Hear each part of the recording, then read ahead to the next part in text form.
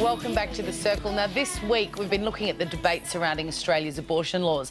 It's a topic that's been under the spotlight lately because of a court case in which a Queensland woman and her partner were prosecuted for procuring a termination. They were, in the end, both found not guilty. Yesterday on The Circle, we heard from ethicist Dr Leslie Canold, who advocated the decriminalisation of abortion in all Australian states. And this morning we have a guest with a different perspective. Teresa Martin is the state president of Cherish Life, Queensland, which is campaigning for abortion to remain in the criminal code. Welcome to The Circle, Teresa. Thanks very much. Now, Teresa, can we start just by briefly going through your reasons for supporting pro-life? Well, basically, we believe that human life has an intrinsic value from conception right through to natural death. And we believe that rather than put all the emphasis on removing the baby, why don't we help remove the circumstance that make it difficult for a woman to birth her child?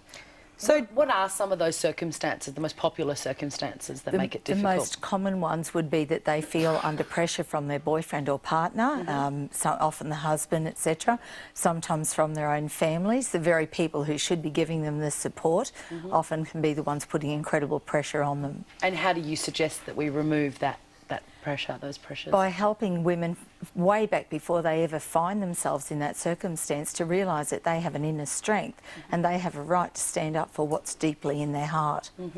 Now, a lot of people, obviously, Teresa, find themselves in a situation that they didn't want to be in, whether that's in a relationship, whether that's in an assault case, or for a myriad of reasons women find themselves pregnant. Do you believe it is a crime for a woman to decide that she doesn't want to be a mother? What we're actually looking at is the destruction of a life, and the law stands for two reasons. It holds an educative role and it educates the public that the unborn is worthy of protection, and it also has a protective role. It allows for that woman to actually stand behind the law and say, you cannot make me do something that's illegal. So when you say, in terms of the law, would you like to see abortion illegalised across the country? I would like to see the law as it stands in Queensland across all states, yes. We're well aware that here in Melbourne and Victoria that now it's allowed up to the day of birth. That has put huge pressure on the hospitals because once we allow anything to be legal, whether it's gambling, drinking, etc., it goes higher, it never reduces. Can I just challenge that stat on that fact? The lowest abortion rates in the world are actually in Europe, in Belgium, Germany and the Netherlands, and that is where abortion is legal and widely available and contraception is high. Well, I did watch the show yesterday and saw the selective choosing of certain statistics. Certainly you look at somewhere like America and the rate dramatically skyrocketed.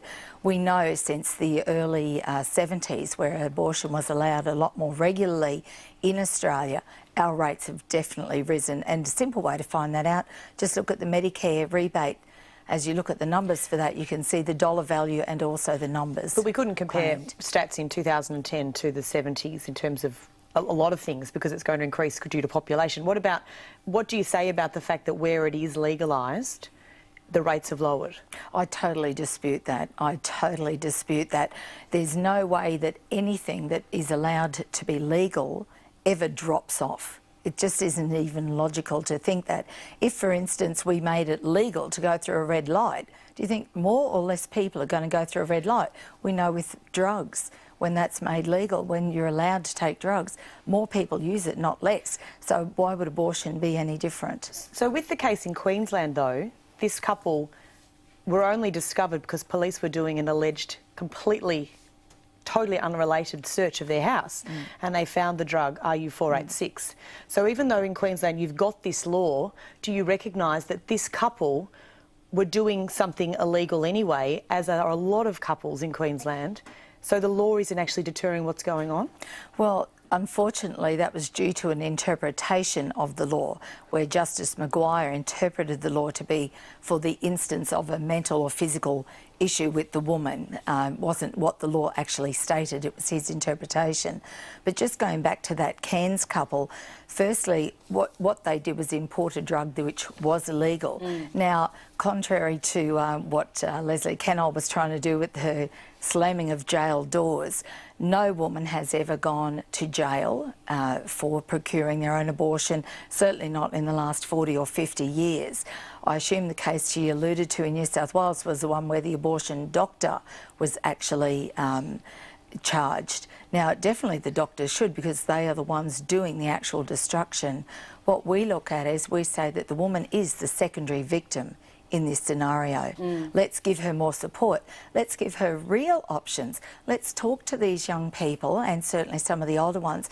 There is the option to gift your child through adoption. There is the option to allow your child to be fostered informally through the family or perhaps through the government system. They're real options that allow you down the track to perhaps have contact with that child. You're not always going to be young. You may not always be in a difficult financial situation. Let's allow these women the space so that down the track they can perhaps change their mind and re-establish contact. With abortion, it's forever. I think the problem with this issue and people making their mind up about which camp they're in is that you sort of want to be a bit of both. You know, I don't think there is a woman around that would, you know, support the killing of a baby. But I think that the problem with abortion as an issue is that, for me, it's a moral issue and something that I may or may not believe in. It doesn't feel like a crime, and I think that's the problem, that the two can't really mesh, because some people don't believe in blood transfusions either, but they're not going to go to jail for having one. But we have to be realistic. No one has gone to jail. In the last 50 years at least, nobody has gone to jail. That is No, but they have gone to court. They've gone to court, and that must be just well, horrific. hang on, how many have gone to court? But even if one case goes to that anyone court, can cite. But the thing is, again, it's the misplaced compassion. We shouldn't be looking at the fact of what is going to happen to the woman if, the mythical if, she ends up before the court. That is almost immaterial. It doesn't happen. What we need to do is help these women here and now to birth their child. There's no responsibility on them to keep that child. There's no law that states they must. To be pregnant for 9 months, as you'd well be finding out, yeah, you have to buy a bigger set of clothes and sit a little further back from the dinner table. But for the average person, it's not that dramatic a deal to actually be pregnant. Sure. So, but do you think, Teresa, and look, you know, that's why we've got you on the show, because we really want to hear this point of view, because there'll be people out there that very much support your point of view. Do you acknowledge, though, that if you did have a mother-to-be who was the result of either sexual assault, or she was told that she had a very high incidence and 90% rate of a fetal abnormality, she can be educated, she can be nurtured, she can be told that the support network is in place, but do you not acknowledge that at the end of the day it should be her choice? I don't, because what about the choice for the unborn as well? And half of them are women. So if it's booted as it is as a woman's right, what about the unborn woman as well? Now, even after the Cairns case, we did this study, the Australian Family Association did this study, and it was very fortuitous. It happened just after the Cairns case. It still says that 50% of people don't want the law changed, 48% do. That's pretty consistent with findings 5 years ago in an Australian-wide survey. We have to look at what we're talking about. In the instance of fetal abnormalities, if the baby is going to die anyway, let's say that it's so dramatic the baby's going to die, then why kill the baby? We're all going to die. And nobody would say, let's say they had a 1-year-old that they found had a tumour and the baby passed on then. No one says, well, we should have killed that baby in the womb. So why is it when we find the tumour or whatever on the baby in the womb, we say kill the baby? It's not quite consistent. We need to give that woman, like I said, all the help and counselling that she can have. Sure, we're not going to fix the problems, but I believe that many women have a much deeper strength inside themselves when they are in a difficult situation, that they find they can do things they never thought they could do. Well, Teresa, it's a very multifaceted issue, and thank you so much for joining us today. If you'd like some more information about Cherish Life's campaign, follow the links on the Circle's website. Now, here's Marianne. Well, can a